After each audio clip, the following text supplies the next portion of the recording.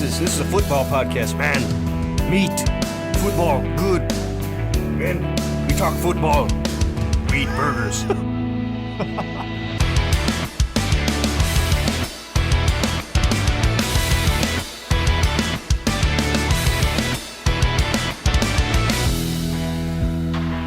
Welcome in, one and all, to Scramble Drill. I'm Josh Johnson, and over there is Mr. Ben Watts fighting through the COVID to bring you another episode of the podcast. Fighting through like a champ. That's how much I care about this. I can barely stand up straight, but listen, I care about fantasy football to the point where I'm risking my own health. You guys should appreciate this. I'm now recording 2 episodes a week. Now I got landed on the show. Oh, yeah. I mean, yeah. I'm powering through for you guys. If you will have noticed in your podcast feeds, this is the second episode of the week. The first one featured Mr. Landon Davis, Mr. Ben Watts, focusing on Dynasty. And then this one is your regularly scheduled expected programming with Josh and Ben. The OGs. We're changing things up a little bit this year. We didn't really announce it because we don't ever, 3 years in, we don't announce things. We just do We it. were still kind of working through some things, especially in our couple of weeks we took off there. Josh, about to be El Padre very soon. Man, it is truly any moment, any day. I mean, it's very possible. I don't want to jinx anything, but it's very possible I could get a text at some point in this recording where it's like, okay, we gotta go. I hate to be like this, but she will have to just understand. We're in we are in the middle of something. You have to wait, honey. Important work. Just clinch. Yeah. Just Clinch. That's how it works. That's how it goes. You just decide, nope, that's not how this is going to go today. it's literally not this hard. This is my favorite episode of the year. It is your favorite episode of the year. Everybody listening, we all know it's your favorite episode of the year as well. This is our My Guys episode for the 2024 fantasy season. I don't know for you, Ben, how it lands every single year, but I get amped every single time we talk about My Guys. It is absolutely one of my favorites. I do feel bad powering through the COVID. My research is not up to par for where it normally should be, but I'm still here. We're still going to do it. It's okay. I'm pulling double. I'm helping you out. Yeah, I even stole one of your extras. Dude, I had too many. I don't know what it is. Normally, at this point in the process, when you're stewing throughout the offseason, like, okay, this guy probably going to be my guy, and you just sort of know ahead of time. And there were a couple of those. But when it came down to it, we each have 4 my guys. There was a point this week when I was looking at my little spreadsheet, and I was like, I've got 5, 6 maybe my guys in here. This is like borderline irresponsible. Like, to be how fair, can you like anyone if you like them all? To be fair, you did owe me at least one my guy, because you got to the show doc before I did and stole like 3 of mine. I knew for sure there was going to be one, that it was going to be whoever got to the show doc first was going to get to claim their man. So yeah, I owed you one. That's fair. You got 2 that I was counting on, and then the other one, I guess I'm not surprised you got him, but I was disappointed. Well, you win some, you lose most. Before we do the honors and the pageantry and all that fun jazz, we do have some news to get into. A couple minor things, but some stuff, it could end up rearing its head later on. I think the main piece is that Jaylen Warren is going to miss multiple weeks with an injury, and it is being reported that week 1 might not be in the cards for him. I don't know if that extends beyond that. I think we're looking at like a 4 to 6 week sort of thing.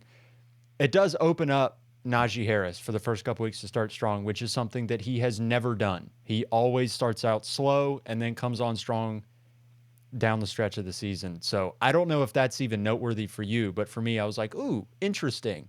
No Jaylen Warren. Yeah, no, I did definitely take note, and I saw Najee trade go down like very shortly after that happened. So I'm like, it's worth mentioning. Yeah, I think it's 2 years in a row now with Najee Harris where we're looking at him as the bust of the year. And then at the end of the season, we look up and it's like, well, actually, it wasn't that bad. But you forget that 6, 7, 8 weeks at the beginning of the year when he was god awful and he redeems it the second half of the season. Maybe that does not happen this year. And we look up at the end of the year and it's like, oh, Najee Harris finished, RB 14, 15. Maybe it's not the ceiling year, but like it's just a very solid accumulation. It's not necessarily the gross part at the beginning of the year that we're used to. I don't know. No, I'm definitely with you there. Another one here is that Ricky Pearsall is not going to appear in the final preseason game, which means that he will have appeared in 0 preseason games so far, which I Ricky only find Pearsall interesting. exists? No, he has played in the NFL the exact same amount that you and I have. Where's my check? We've been saying this with Kenny Golladay, now with Ricky Pearsall. We are just as good, just as effective in the NFL as some of these guys are. I'm doing the same amount of work. We're actually probably doing more. Do you see a Kenny Golladay football podcast out there? No, you don't. No, you do not. We're boosting the league with this for free. We are helping the NFL with our podcast. There you go. Free advertising. So I think with Pearsall, it's more like he's not getting on the field. He's not flashing. And with rookies like this, where he is going to be in a reserve role, unless Brandon Ayuk gets traded, which there's no end in sight on that front. I'm tired of Brandon Ayuk. I know it's old at this point. Adam Schefter said yesterday that as of right now, he expects Brandon Ayuk to re-sign with the 49ers. But he also, in that same statement, said 2 days ago he expected him to be a Pittsburgh Steeler. So it's literally no one knows. Nobody knows. Yeah. I don't even want to project it because there's nobody knows. Not a clue. But I guess with Pearsall, I would have expected something, or you wanted to see a flash, but there's been nothing, and that's just the way it is. Yeah. The last thing here is your sacred son, Jahmyr Gibbs, will indeed practice next week. So he is returned. Thank you. Dodged a bullet. Thank you. I am very dependent upon Jahmyr Gibbs this year, so kind of can't have him missing time. I don't know if this means with this news that you're now like all the way back in. Like I never really went out. I never really went out. Well, yes, but when you get the camp hamstring notification, it's always like, ugh, that's not good. And it tends to be a lingering thing. I'm the same as I was on him before it. I mean, I think they're saying he's fine. He's practicing again. I'm not too worried. Fair enough. Alrighty. Are you ready for the moment that we've all been waiting for? Let us begin. Hit us with your first My Guy of the 2024 fantasy football season. You did steal a quarterback from me for your first My Guy, who, if you listen to the show, you and I have both been saying he's going to be a My Guy, he's going to be a My Guy, he's going to be a My Guy. But you got at the dock first and got him. But it's actually secretly a blessing in disguise, because this gives me the opportunity to defend our champion, not Jahmyr Gibbs, but Justin Herbert. He's our together champion. We will live and die defending Justin Herbert. And did you know that Justin Herbert's going in round 13 right now? You said 13? Round 13. Did I hear that correctly? That is... Let me clear. I understand the thought process behind Justin Herbert right now. I get it. It's a new offense. He's been banged up and is missing some training camp. Understandable. But this is Justin Herbert we're talking about here. Last season, when the Chargers were in bad shape, the Chargers were not good last season. Justin Herbert averaged 18.5 points a game. You know what C.J. Stroud averaged? I was just about to say, I didn't know where you were going with that. But my first thought was, it's ingrained in my head right now. C.J. Stroud averaged 18.5 points a game. Yeah. C.J. Stroud was like 18.7. 0.2 points higher with C.J. Stroud. C.J. Stroud is going in round 5. That is a 7-round difference between C.J. Stroud and Justin Herbert. And Landon and I talked about it. We did our buys episode for Dynasty yesterday. And I kind of didn't, I wasn't planning on stealing the same players. Justin Herbert was already my guy before we even recorded this episode. But he pointed this out, and he is right. If you look back at Jim Harbaugh's offenses that he's had in the NFL, people were worried about, they didn't take a receiver in the first round. They could have taken Malik Neighbors. They took the offensive line. We know Jim Harbaugh likes to run the ball. He's tough, hit you in the face kind of football. But realistically, quarterbacks don't perform poorly for fantasy in his offenses. Alex Smith was a good fantasy quarterback when he was with the San Francisco 49ers. He made Colin Kaepernick into a Pro Bowl quarterback, putting up numbers in that offense. It's not a super friendly offense for receivers, but the quarterback himself in Jim Harbaugh offenses is going to be good. Yeah, the other part of this, I was doing the old research, and I happened across a stat that I found fascinating, and I think on face value it doesn't say anything about Herbert, but if you think about it for a second, it does. The Chargers in preseason, so take it with a grain of salt, it's preseason, but in preseason they are number 1 in the NFL for collectively the running backs in yards before contact, meaning the offensive line is mauling people in preseason, and their running backs are not getting touched until they are, I can't remember the exact yardage number, like 2 yards downfield or whatever it is. I mean, that's what Jonathan Taylor was doing the year he led the NFL. Like, he didn't get hit till he was 5 yards into the defense. Yeah. So whatever that number is, they're number 1. And essentially, their offensive line is killing people. And in my mind, it's on its face value. It's a running stat, but it's kind of a entire offense stat, because if you can run the ball effectively and move down the field, you score more. If you score more, there's more touchdown opportunities. If they happen to be a team that will let Herbert throw in the red zone a little bit, why would you not? You got more touchdowns. Why wouldn't you? Like, I think people are treating this situation like it's Justin Herbert. They're treating him like I don't even know a comparison like Brock Purdy, and it's not even a shot against Brock Purdy, but like, or they like, he's just going to be the distributor in the offense. I'm like, no, Justin Herbert is one of the top 5 talents at quarterback in the NFL. He is the best quarterback Jim Harbaugh has ever had. Alex Smith, Colin Kaepernick, J.J. McCarthy, even in college, Justin Herbert. Tell me which of those 4 guys is the best one. It's not a comparison. It's Justin Herbert. So when you got the offensive efficiency, we fully expect to rise. Historically, quarterbacks do well in Jim Harbaugh's system, even if it's not great for receivers. I think they've got the weaponry to support that. Like, they don't have superstar receivers anyway. Like, we expect Ladd McConkey to be a chain mover and the running game to be good. The scoring opportunities are going to rise. The Chargers' offense was inefficient last year. Like, everything is pointing up, and we have just skyrocketed Justin Herbert down. Should his ADP be lower than it has in years past? Yes. Should it be round 13? No. Not even close. Yeah, that's the thing. It is so low, and we are so scared. We're basically treating him like he's Matthew Stafford, which is... Yeah, I was literally just about to say, should he be down there with Stafford? Absolutely not. And I like Stafford No. for fantasy too, by the way. But Don't mind him.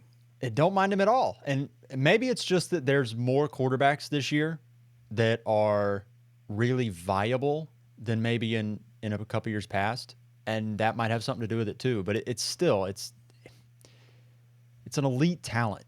and could and you tend see to bet on talent? could you see too Justin Herbert running a little bit more than he usually does? I mean, he usually gets you about 350 yards a season.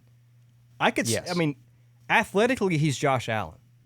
He has not historically played like that, but if he's usually getting you 350 yards a season with a better O-line and a more efficient offense, like I could see him running for a few more yards. Not that he's going to have to, but I could see it. I could also see him not really running all that much because he doesn't have to. I don't think he ran in college. That's what's so interesting. He ran a lot in college. He got to the pros, and that tendency sort of just went away. He and does I'm not wondering, run very much. was it just the offensive system he was in? Like they no, you're slinging it. Period. Yeah, maybe. I don't know. And some of it has been that he's dealt with injuries, and so at times he's been limited in mobility just because he's not going to run because he doesn't want to take hits because like his ribs are destroyed, his thumb is destroyed. Like there's just Yeah, that added part where he's not going to run. and his O-line has been so bad historically. Like, yeah, he is getting killed out there. But guess what? Like you said, their O-line is great now. It's very solid. Yeah, the two tackles, the bookend tackles, probably the best tackle duo in the NFL. And like the staple of Harbaugh teams, period, is that they maul people in the trenches on both lines, the offensive line and the defensive line. And that's why they made the decisions they made in free agency to bolster the defensive line. They're focusing on the lines of scrimmage, and they are going to absolutely maul people in the trenches. And I think we're nervous about them as an offense, and I have So not fear of an really unknown, ever bought really. it. Yeah. Yeah. But I feel like there's enough known to where I'm not. Maybe not in round 6 like Herbert normally goes, but in round 13, that's a smashing success. Yeah. My guy is also a quarterback, and he happens to be the diminutive but mighty Mr. Kyler Murray. This is a bit of a price argument, but it's also a bit of a perception argument as well. He is going as quarterback 8 in ADP right now. And I just did some digging, and I found that last season he was quarterback 9 in points per game. I was like, oh, that's interesting because he was coming off an ACL injury and he had 0 receivers to speak of. His best wide receiver was Michael Wilson, and he was throwing to Trey McBride like 13 times a game. But still, he was a top 10 quarterback in points per game. Fascinating. He was running coming off an ACL injury. Really interesting. So then I went and looked at 2022. He was quarterback 10 in points per game. I was like, oh, interesting. Okay. So he is always a top 10 quarterback. 2021, he was quarterback 5 in points per game. So Kyler Murray is being drafted essentially at his floor as a fantasy quarterback. And they just drafted Marvin Harrison Jr. And Possibly I can the best hear, receiver prospect in the past decade. Possibly. Possibly. I mean, he could be the truth, and I think he is the truth. And we have seen Kyler Murray with a stud receiver in DeAndre Hopkins. We have not seen Kyler Murray with 2 stud weapons and an improved offensive line. Like his offensive lines have been horrific for years, and it is now starting to be like a decent offensive line. I won't say it's a great offensive line, but it's decent. They've addressed things. It is improved. And he's got 2 stud pass-catching weapons on the outside. In 2022 and 2023, he was affected by injuries, and he's finally healthy. He has the full stable of weapons. And I think we have all, as a fantasy community, sort of known that he's a value instinctively, but his price just has not risen because there's been shiny objects. There's been Anthony Richardson. There's been Joe Burrow. These guys that, with Richardson, we're betting on the upside. And certainly I am a believer in the upside. But Kyler Murray, we know what Kyler Murray is. And we're still drafting him at pretty much his baseline, which I tend to find very juicy when I'm hopping into drafts. It's like I'm bypassing the elite guys. I'm bypassing Josh Allen, Patrick Mahomes, and I'm just waiting because you can get Kyler Murray in the 5th round, 6th round sometimes. It's like this is borderline irresponsible Would you to allow a quarterback that's going to be this good this late. Would you be surprised if Kyler Murray is a top 5 quarterback? Obviously, by your argument, you would not. Would you be surprised if even a he's a little top bit. 3 quarterback? I would not be that surprised. No, I don't think that's. And I don't know if you mentioned it, but I also like their coach, Jonathan Gannon. I think the team as a whole is just going to be more efficient. I think he's a really smart coach. So I think that even helps him in that respect too. Even though Gannon's a more defensive-minded guy, I think he's just smart, and the team as a whole is just going to be better. Yeah, and I think I'd be mildly surprised if you get that tier or that amazing top 3 finish at quarterback. But what we have seen is the quarterbacks that tend to have those type of finishes run for 500 plus yards, and Kyler Murray paces out for 500 plus rushing yards every single year. So he has that sort of outcome baked into the range of outcomes with him every single year. Just like with Lamar Jackson, Jalen Hurts, Josh Allen, Anthony Richardson, these guys that run the ball and give you that weekly floor and ceiling are the kind of guys you want to target in fantasy. And Kyler Murray is the lowest drafted of those proven NFL players with awesome rushing floors. And I don't know. It just seems too obvious. We know what he is. We're drafting him at his floor. This is your sign, if you're looking for one, to go smash draft Kyler Murray wherever you can get him. Yeah, I totally agree. He was going to be my guy quarterback. In the end, I'm appreciative you gave me Herbert, but I wanted Kyler. I had to leave you the wanted opportunity to defend your champion. That's our champion. Herbert is our guy. Herbert is our guy. We're staunchly a Justin Herbert podcast here at Scramble Drill. Yeah, and we're not going to stop. No. Go ahead and hit us with your second my guy. Second my guy, I almost didn't even want to put him. I really didn't, because if you listen to the podcast, how many times have I beaten this dead horse? About 38. I mean, it's every other episode. You knew it was going to happen. It's T. Higgins. Kind of the same argument as with Kyler Murray is you are drafting him at his floor. The lowest he's finished, obviously last year was the exception because he got hurt and Burrow got hurt. But the lowest he has finished is wide receiver 24. That's where you're actually drafting him at wide receiver 26 this year. I mean, literally the only reason, and I get it, is the injury concern. But he's fully healthy right now. Do you remember the 3-year stretch where people were scared of CMC? You're like, I'm not drafting I do CMC. indeed. He's guaranteed to get hurt. Injury, it's not a guarantee. It's not like T. Higgins has a lingering hamstring or a shoulder injury that he's, injured in high school or college or something and it just keeps coming back. It's always been different things. He's in a contract year, so he is incentivized to play very well, play a lot, play the whole season, get his money. You have him projected out as about a 23% target share, I believe, in your predictions. Yeah. I think that's that's very good, by the way, and it's also a very reasonable projection, I think. And I think the Bengals offense is going to throw the ball a lot. You lose Joe Mixon, I don't care what argument you're going to make for Zach Moss and Chase Brown. You lose Joe Mixon and you improve your offensive line, and this is your last year with T. Higgins. I fully believe this offense is really going to air it out this year. I think they've got something to prove.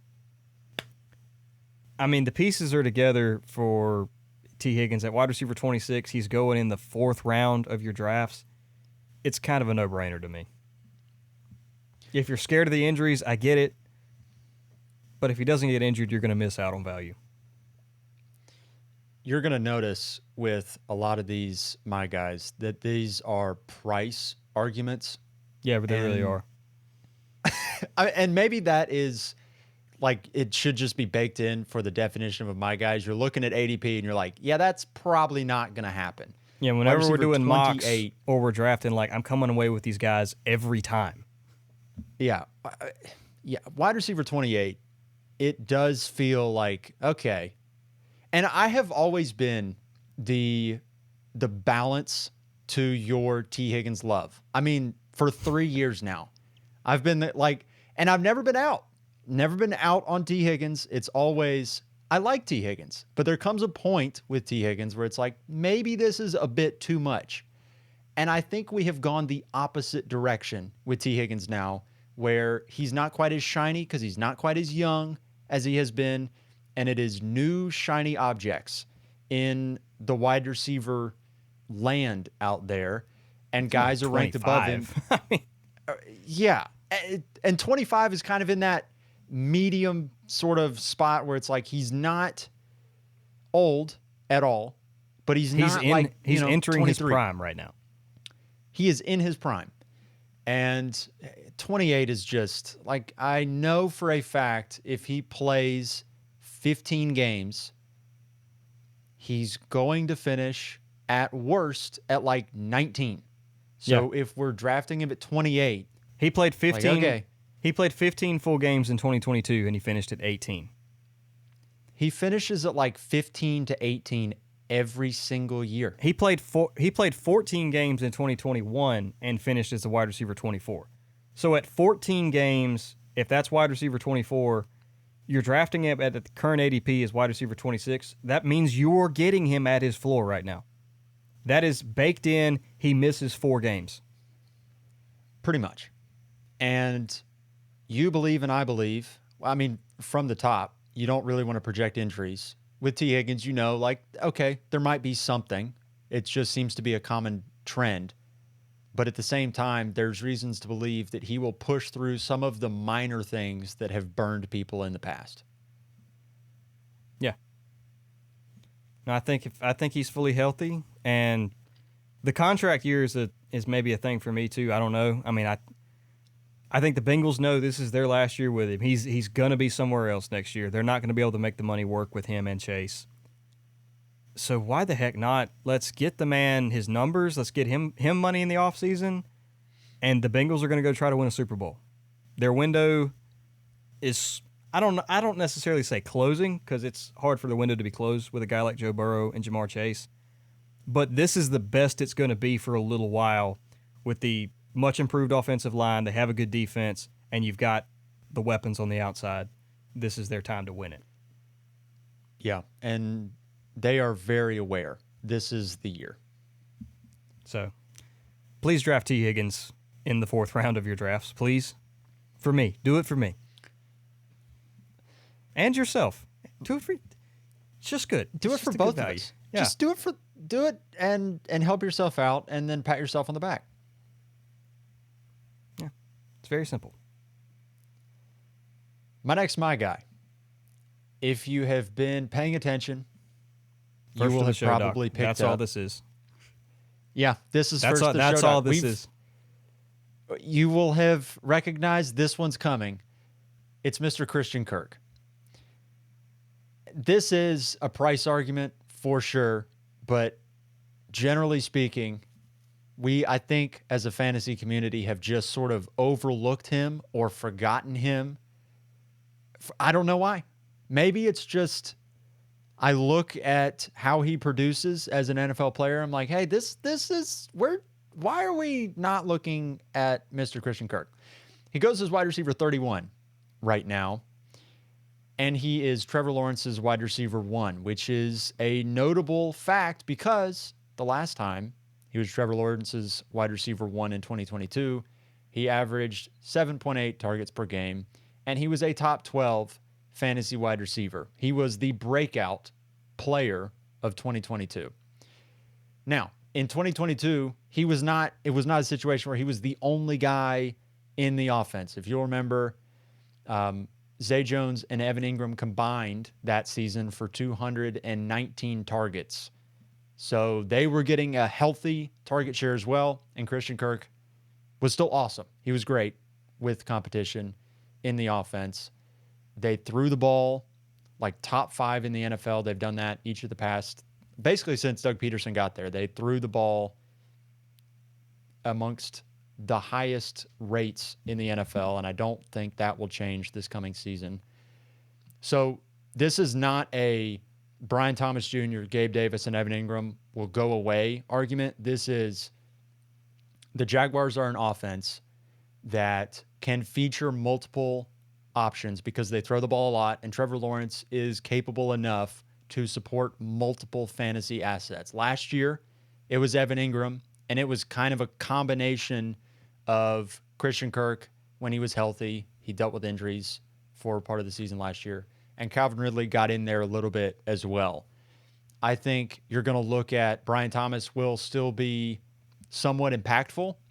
I don't know how impactful, but I think he will definitely have an impact on the offense. But I think you're going to look at a Christian Kirk, Evan Ingram kind of duo in this offense, which we have seen be successful before. And I think it's just going to be kind of like a re-roll a little bit of what 2022 was. The other thing here, Christian Kirk and Calvin Ridley, I think we've said this before, they're kind of the same player. They both play out of the slot primarily. That's where they're most effective. And Christian Kirk was the main slot guy for the Jaguars last season.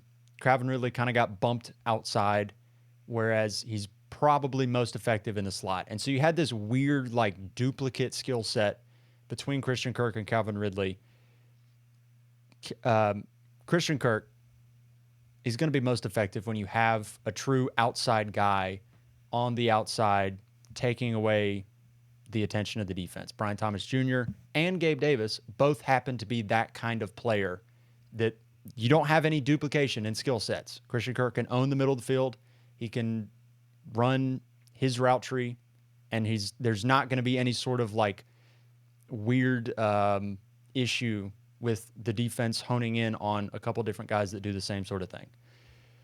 So, all that to say, at wide receiver 31, I don't know if we should expect top 12, but I think Christian Kirk is he's due. It's too obvious to me that he is going to be like a wide receiver 15 type finish, and we're going to be like, wow, Christian Kirk, where did that come from?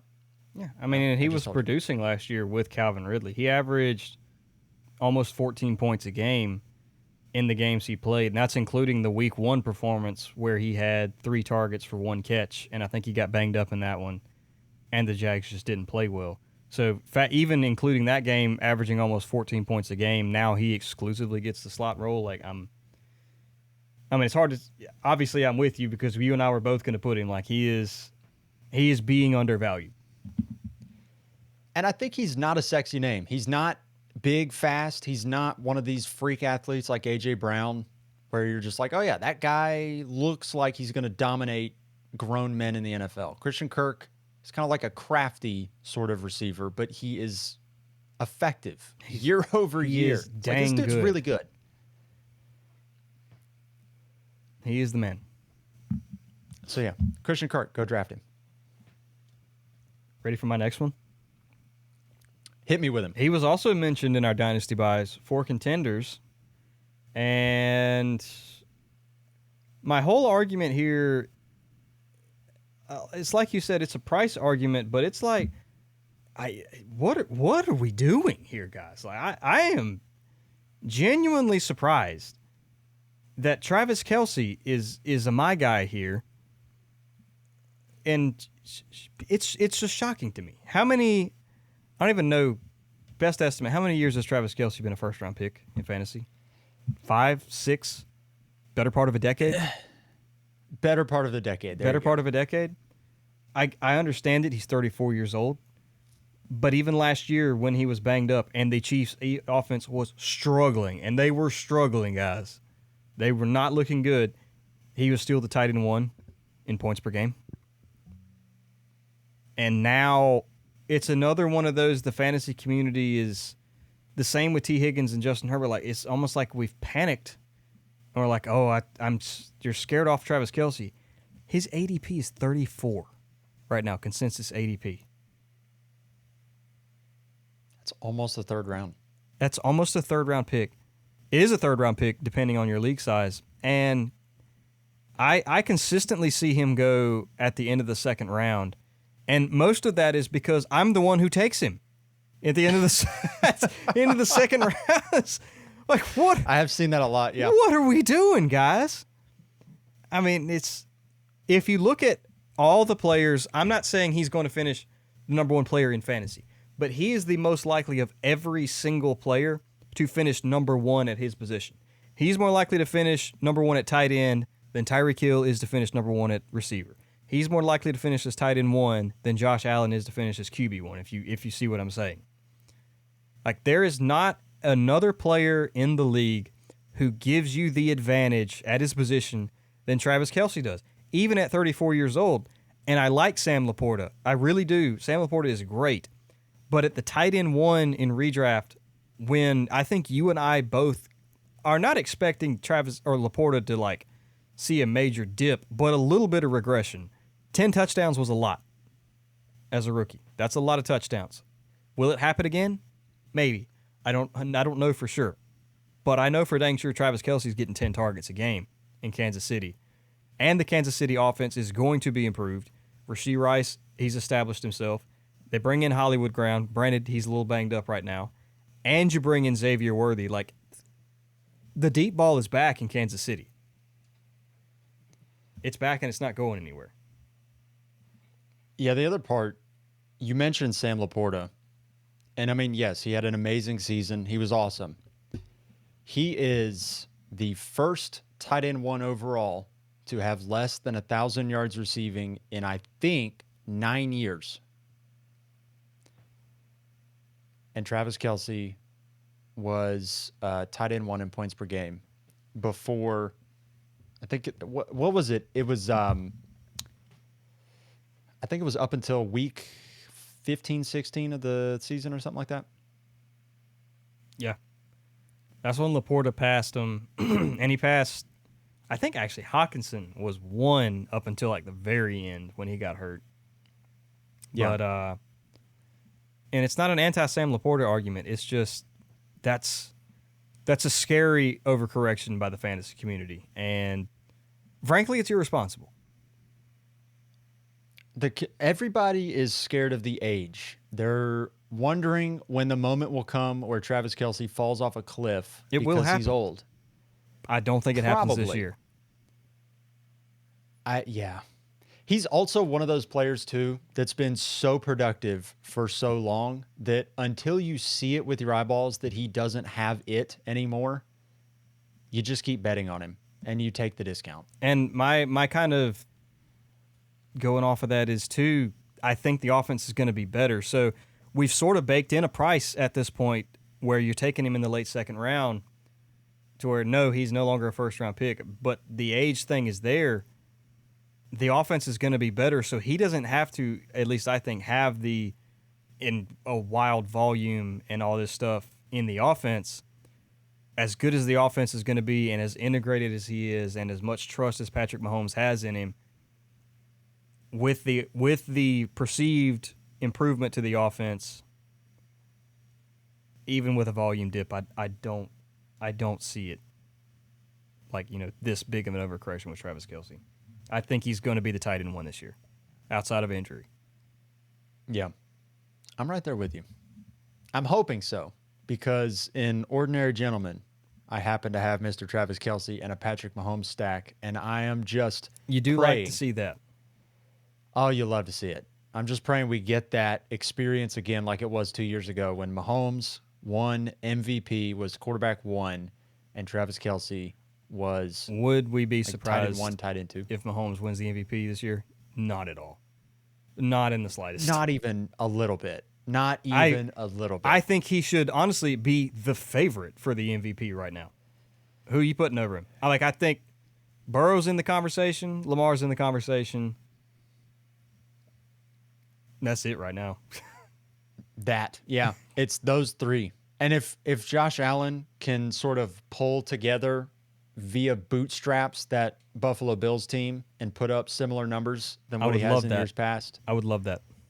I don't think it's he going would to be happen, right but I there would love too. it. But yeah, my guy. This one, this is fueled on pure belief. Maybe a tiny bit of homerism, but it's pure belief. I believe but- that this this is the year that it happens for Mr. DK Metcalf. I think we've been saying for the past couple of years, it's like this is the year. If it's going to happen, it's going to happen.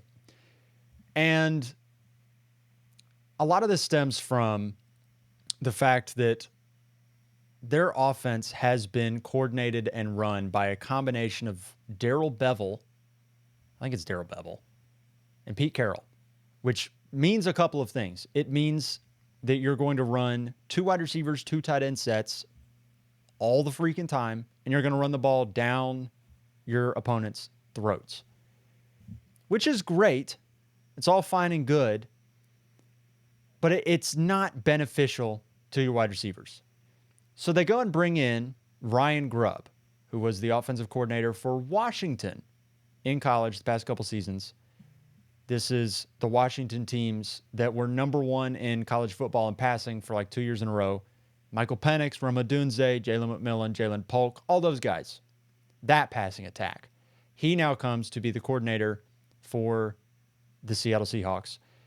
And the reports coming out of camp are that DK Metcalf is the clear and obvious X receiver in the offense. And Ryan Grubb has said things like, yes, he is the Roma Dunze of this offense. And you can sort of do with that whatever you will. Feels kind of That doesn't weird. necessarily Well, I mean- guess Ryan Grubb's coming from Washington, so never mind. I was like, it's kind of weird to be comparing him to a rookie, but then I know. I forgot. Yeah, I forgot that connection's there. Yeah, comparing him to that role in college. The other thing, too, is that I think this has been a talking point for the past couple of years, and it hasn't really translated into fantasy points. But DK Metcalf has essentially been top 5. Not essentially, he has been top 5 in red zone targets each of the past 3 seasons. In 2021, he was 4th, turned into 9 touchdowns. Okay, pretty solid. In 2022, this was the Geno Smith breakout year, if you remember, when we were like, oh, Geno Smith's actually a good quarterback. He was 2nd. DK Metcalf was 2nd in the NFL in red zone targets. That turned into only 5 touchdowns, though. This past season, in 2023, he was 5th in red zone targets, but that only turned into 6 touchdowns. Now, I have a very strong belief that with a new offense, with a new system in place, DK Metcalf probably still going to be in the upper echelon in the NFL in red zone targets. But in a new system where it is opened up, which has been a staple of the Ryan Grubb system, you have 3 wide receivers on the field more. You're not running that 2 wide receiver, 2 tight end set all the time. You're running 3 wide outs. It's going to free up DK Metcalf in the red zone. It's not going to be so clumped in those tight spaces in the red zone, and you're not just going to force it to the running backs when you get down there. I think DK Metcalf finally has a season where you go, oh, the touchdowns happened, and we see Especially a when you- double-digit touchdown season. Consistently get JSN on the field too. That's the other thing. I think you can have multiple receivers eat. And so me saying DK Metcalf, my guy, does not mean that JSN is going to just disappear or that DK Metcalf is going to be a vortex that I think eats this is all the year souls. that Lockett's finally got to come down just a little bit. Yeah, I think Lockett finally comes down. But it's still good, Um, like, to your argument, just in the offense with the 3 wide receiver sets, like, it's just going to help, I feel like, as a whole. Yeah, I think at the end of the season, we look up and we go, okay, the efficiency in this offense, the offense entered the 21st century a little bit. Not to say it's been like some antiquated thing, but there has been a formula I've been a little old. for Seattle Seahawks football for the past decade or Been a so. little dated. It's time to innovate a little bit, and you have these awesome receivers that you can utilize and take advantage of, and they have not been getting the most out of their passing attack the past few years. And I think with the new system, they will finally do that. And DK Metcalf, being the athletic freakazoid that he is, will take advantage of that. I can get behind that. So, my guy DK, go draft him. All right. Are we ready for this last one? I am ready. Inject it into my body. All right. My whole argument for this is just in the notes I've got, are we kidding? Rashee Rice is wide receiver 36. What? It's another one. And like you said, it's all like price arguments, I guess, is just we have overcorrected to a point where like this is silly. Rashee Rice didn't get suspended at this point. I don't see it happening. Not 2.5 weeks before the season starts. We've said nothing about it. It's not going to happen this year. And Hollywood Brown is hurt. And I think he was the wide receiver 1 to begin with, even with Hollywood Brown in the system. Like, you got, who would you rather have? Because going right ahead of him is Tank Dell. Would you rather have Tank Dell or Patrick Mahomes wide receiver 1? I would rather have Rashee Rice. Right behind him is Chris Godwin. Would you rather have Patrick Mahomes wide receiver 1 or would you rather have Baker Mayfield's wide receiver 2? This is a non-argument. Okay. Now, this one is an argument that I'm very curious to. Going right ahead of him is George Pickens and Christian Kirk. I know where we're going to say on the George Pickens. Both of us are going to say George Pickens or Rashee Rice over George Pickens. Christian Kirk or Rashee Rice? Well, I pulled up my rankings here, and I have Rashee Rice ranked ahead of Christian Kirk. Interesting. Zay Flowers or Rashee Rice? Rashee Rice. Now, this one will be tough. More for me than you, I don't know. T. Higgins or Rashee Rice? Rashee Rice. Okay, I think that one's a lot closer. I'm not going to answer that one. My I'm not gonna rankings answer. are not chalk, but I have, I don't know. Maybe this sounds spicy to somebody. I don't know. Rashee Rice is currently in a Marvin Harrison, Michael Pittman sandwich Okay, in my rankings. That's a little hot. I do like some Rashee Rice this year. Anyway, obviously you were higher on him than I am, but even still, at wide receiver 36, it's an absolute bargain. I've tried to sell Rashee Rice in Dynasty even, not even because I'm scared of his legal situation or anything like that, only because like I don't need him on the team. I've got like 7 receivers on the team, and like let's try to get a running back. No one is paying anything for Rashee Rice right now. It is. I will use the word again. It's irresponsible on the part of the fantasy community. Yeah, I really would have thought that by now his price would have corrected itself and he'd be at like wide receiver 20 or something like that. Mahomes in the preseason was targeting him over everybody else until they pulled him. Yeah. Yeah. He's on the field for every snap that this offense will run. And 2, Marquise Brown is injured. He's going to miss multiple weeks. Xavier Worthy is incredibly intriguing, but he's not an every down player yet. No, he could be. He might be the most talented guy in that receiving room, but he's a rookie Certainly and could he's be. going to stretch the field. Which, Yeah. again, And- it helps Rashee Rice. That helps him. Yeah. The other thing, too, and Rashee Rice had like an odd usage last year. It was not like a traditional X receiver usage for that offense. Now, granted, The whole offense it's Andy was Reid. weird like, last year, though. The whole offense was out weird. of whack. But Andy Reid's offenses are always a little odd anyway, just because of how he utilizes his chess pieces. But even still, I ended up doing a lot of research early in the offseason, just kind of trying to break down what happened in 2023. And a big stat that gained a lot of traction early in the offseason was first downs per route run. And there seemed to be a pretty heavy correlation between fantasy production and players that scored really highly in first downs per route run. Rashee Rice was 10th in first downs per route run. So you find his name, 15th, not 10th. But you found his name alongside players like Michael Pittman. Or I'm sorry, I'm in the wrong thing. He was 10th. You find his name alongside Jalen Waddle, Keenan Allen, Chris Olave, Jamar Chase, and A.J. Brown in first downs per route run. He's not that level of fantasy player. Don't hear what we're not saying. Right. It's one data point amongst a lot of data points, but there tended to be a pretty strong correlation. Correlates to wide receiver 36 is an absolute bargain for Rashee Rice. 100%. Yeah. Yeah. If you can't tell, he was my fifth my guy. Yeah. And I stole him from you. Ben said, "Let me have that one right there." I was actually yeah, already okay. looking at him there. Like I wasn't going to put him, but since you had him on there, I'm like, okay, yeah, I'll put him as mine. He said the value argument is too strong. It is far too strong right now. Are you ready for the final my guy for me for 2024? La finale.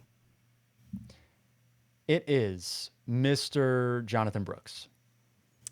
We've used a lot of the same players we talked about last night on the Dynasty bias, I must say. You know, truth weird just has a way of coming back how up. the redraft and Dynasty has kind of come together here. It is pretty funny. Here's the thing with Jonathan Brooks. The argument's very, very simple. It's not complicated. There's two parts to this argument. Part number one, Dave Canales is the new head coach for the Carolina Panthers. As part of this whole Dave Canales thing, it means that Miles Sanders, Chuba Hubbard, not necessarily, Miles Sanders especially. In fact, Miles Sanders might get traded or cut. It's very possible. I've heard rumors he could go to Dallas, which would be very I have interesting. seen that as well. It'd be very interesting. That would not surprise me at all.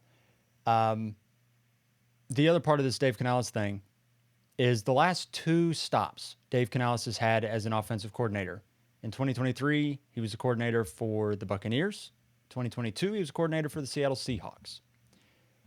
In 23,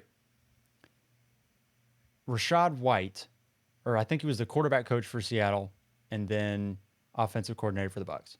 But in 2022 or 23, Rashad White exploded last year, was like RB6 or something, was incredible as a pass catcher, was the revelation of running backs last year. And he did that because he owned third down and he basically had all the production in the backfield,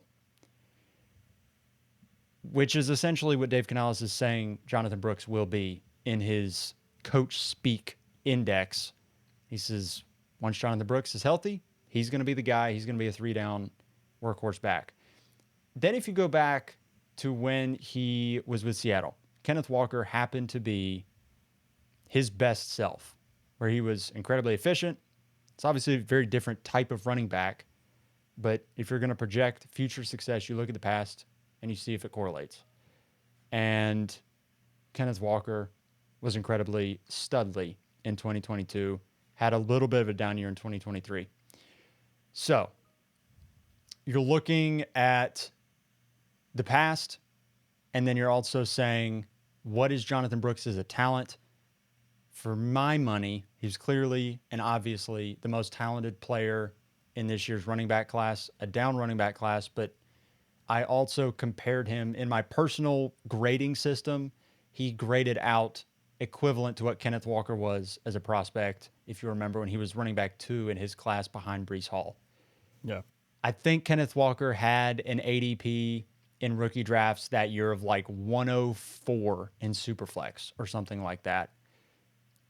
And for me, Jonathan Brooks was an equivalent player, just was a different player, was a pass catcher, whereas Kenneth Walker didn't profile like that coming in.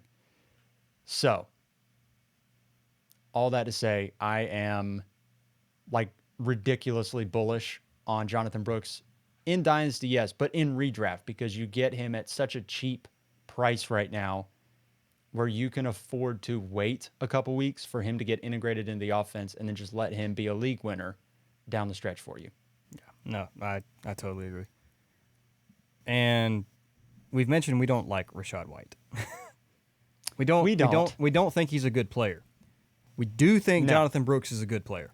So you take a bad player out of a good offensive system and put a good player into it,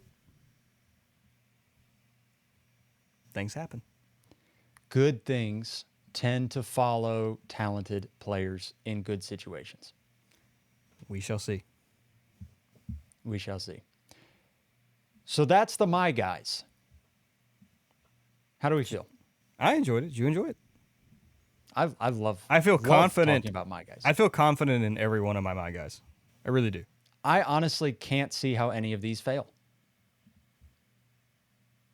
Injury. Well, yeah. That is the only thing, though.